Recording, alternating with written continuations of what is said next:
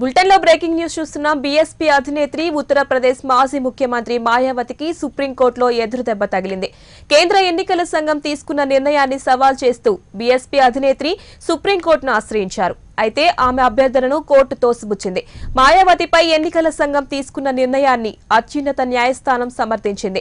కాగా ఎన్నికల ప్రచారం సందర్భంగా మాయావతి చేసిన వివాదాస్పద వ్యాఖ్యలపై చర్యల్లో భాగంగా ఆమెపై ప్రచారంపై 2 రోజుల పాటు ఎన్నికల సంఘం నిషేధం విధించిన సంగతి తెలిసిందే. మరోవైపు నేతలు తీవ్ర వ్యాఖ్యలు చేస్తున్నా ఎన్నికల సంఘం ఎలాంటి చర్యలు తీసుకోకపోవడంపై సుప్రీంకోర్టు సోమవారం సీరియస్ అయిన సంగతి తెలిసిందే. అనంతరం యూపీ సీఎం యోగి ఆదిత్యనాథ్, మాజీ సీఎం మాయావతి, అజాం ఖాన్, మేనకా గాంధీ ప్రచారంపై ఈసీ నిషేధం విధించింది.